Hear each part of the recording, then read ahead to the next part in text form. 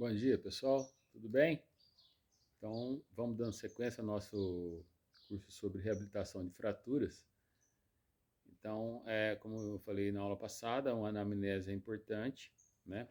Que o paciente fraturado, ele vem não fraturado só de osso, a extensão da lesão da fratura se estende à sua área social, cultural, além de também, em muitas fraturas, se estender em outros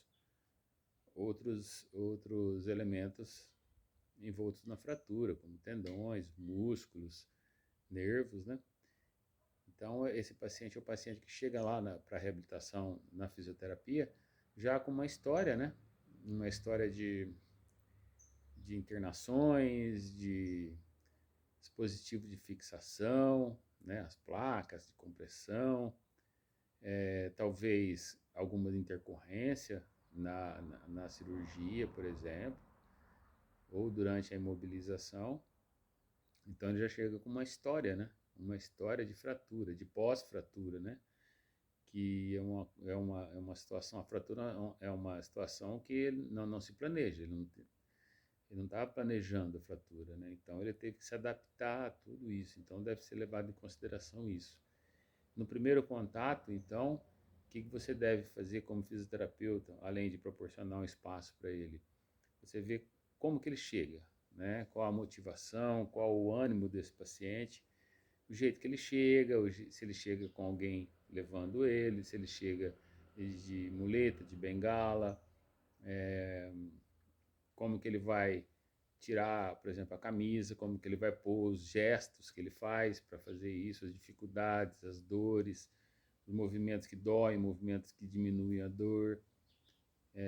Esse é o primeiro contato. Depois, nesse primeiro contato, a gente vai analisar alguns dados. Especificamente, a gente não pode esquecer da questão da faixa etária, né, a questão da ocupação profissional, ou às vezes o paciente é um atleta, né? E qual é a modalidade esportiva que ele atua, ele é profissional, ele é amador, ele trabalha, qual a ocupação onde ele trabalha, ou ele é um aposentado, faz muito atividades recreacionais, e também os movimentos cotidianos do dia a dia, como pegar um copo, como pegar um garfo, como pentear o cabelo, como se coçar, tudo isso que faz com que o movimento, né, do ombro ali, clavícula e ombro, né? Porque a clavícula, na verdade, ela tem pouco movimento, né? Ela está muito relacionada ao movimento da glândula humeral, ou seja, da própria cintura escapular, né? Então é importante a gente analisar esses gestuais, né? Depois, a informação do diagnóstico médico é fundamental para você saber o que foi feito, o dispositivo de fixação, se está tomando algum remédio, as questões da imagem, né? O raio-x, ressonância, tomografia, quando necessário, principalmente no caso da fratura de clavícula, é você ir acompanhando, né, a consolidação óssea, tá? Porque tem certos movimentos, certos exercícios terapêuticos que são contraindicados em certos momentos da fratura. Por exemplo, o exercício passivo e os movimentos acessórios, quando a fratura ainda está em processo de calo mole, né? Pode, em muitas fraturas, você pode já fazer uma mobilização, o paciente já pode se movimentar, mas sem sustentação de peso, sem carga e sem essas intervenções de exercício passivo e de movimento acessório que pode comprometer a consolidação, tá? Depois você vai coletar, né? Tudo você está montando seu diagnóstico, seu prognóstico funcional. Depois você vai fazer uma coleta de dados na história, né? Na história da fratura, quando que foi, o que foi feito na hora, ele continuou se movimentando, ele teve um socorro imediato, foi um tratamento conservador, foi cirúrgico, o que aconteceu na cirurgia, todas as intercorrências importantes, né? Se esse paciente já tem alguma doença associada, osteoporose, por exemplo, né? E toda essa condição geral do paciente. A história pregressa é importante para ver se já teve uma fratura nesse mesmo local, ou se foi alguma fratura que está associada a essa fratura, ou outro tipo de acometimento. Aí depois você, numa forma geral, começa com o exame físico, né? No exame físico, a inspeção na verdade é uma inspeção, é um olhar, né? É um olhar para o que chama atenção, na verdade. Então, para você fazer uma inspeção boa, esse paciente tem que se movimentar parado e também tem que se movimentar, tá? É uma postura parada, você vai avaliar se tem alguma deformidade, alguma compensação, postura antiálgica, movimentando, quais movimentos que estão limitados, a marcha, tem uma postura antiálgica na marcha, não tem, tá? A postura da região da cintura escapular, existe alguma saliência óssea com aquela tenda, né? A tenda é muito comum, hipotrofia do deltoide, por exemplo, que pode aparecer uma proeminência óssea. Depois a gente vai na palpação, você vai palpar para ver como estão as consistências musculares, hipotrofia também, dor, né? Isso tudo você vai qualificar essa dor, tá? E aí depois vem basicamente as grandes avaliações, né? Fundamentais, que é o teste ativo e passivo. O teste ativo é para você ver como que está a contratilidade do músculo. E um teste passivo é para você ver como é que está a superfície articular, uma visão artrocinemática, ou seja, às vezes o paciente chega para você, ele não consegue fazer um movimento total de abdução do ombro. Isso pode ser uma fraqueza ou pode ser uma limitação articular.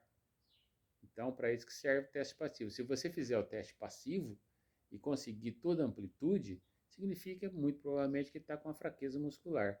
Mas se você fazer um teste passivo e não conseguir chegar a uma amplitude normal, aí pode ter uma condição que está limitando a nível articular, né? A nível artrocinemático. Tá ok? Então esse teste é fundamental.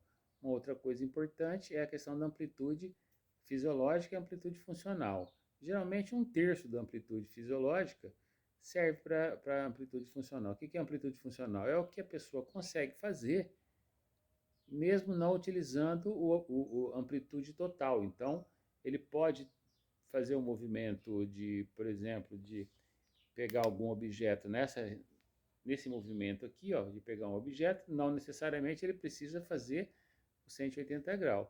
Isso é uma amplitude funcional, ele consegue funcionar mesmo não conseguindo amplitude total. E a amplitude total é a fisiológica normal. Por exemplo, a abdução do ombro de torno de 180 graus, flexão também de torno de 180 graus. É importante a gente saber todas essas questões dos graus, né? Para a gente ter um padrão de avaliação. Depois você vem a agoniometria, né? A agoniometria é para você, na verdade, mensurar os ganhos de amplitude articular que você consegue. Então, no primeiro momento, ele consegue apenas 90 graus e você, depois do trabalho, você vai de novo medir o que foi conseguido, tá? Uma outra coisa importante é o teste de comprimento muscular, está relacionado muito à questão das contraturas musculares pós-imobilização, contratura adaptativa, né? Está muito relacionado à questão o tempo que ficou imobilizado, pode levar a essa contratura pode, na verdade, comprometer o arco de movimento.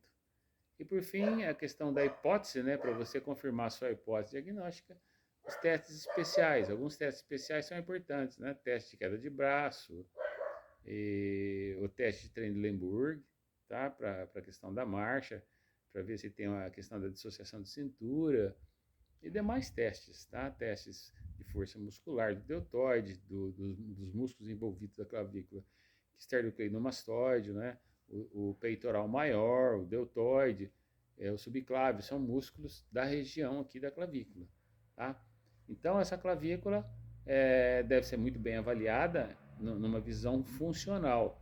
Essa avaliação é que vai te dar elementos para você, informações para você montar seu diagnóstico e seu prognóstico funcional, tá? Então, essas bases de avaliação das fraturas da clavícula são fundamentais. Tem algumas considerações em relação à clavícula, é a questão também que você pode fazer uma avaliação do domicílio, né, do paciente, onde ele mora, principalmente se for um idoso, como é que é o tapete, se tem dobras do tapete, questão das quedas, questão da acessibilidade. Você pode orientar alguns tipos de exercícios domiciliares, com o uso de terabante, com o uso de bola, com o uso, se tiver uma piscina, com a hidrocinesioterapia, tá? Então, você pode fazer a reabilitação da fratura em vários ambientes, inclusive se for um esportista no próprio clube, né? Você pode ir no próprio clube, no ambiente do paciente. Então, a principal função mesmo é a questão da volta do movimento da cintura escapular numa harmonia total. Especificamente os movimentos de abdução, adução, flexão, extensão, rotação interna e externa do ombro, né? E a clavícula, a questão da protração, da retração, da depressão, da elevação da clavícula, que tem tudo a ver com o movimento uniforme da cintura escapular, tá? Eu acho que, basicamente, essa é a avaliação, essas bases da avaliação, tá? Espero que tenham gostado, eu espero que vocês achem que eu tenha contribuído com alguma coisa. Eu sou o professor Roberto Borges Filho, sou da Universidade Federal de Jataí, sou fisioterapeuta, então é isso aí. Um grande abraço para vocês.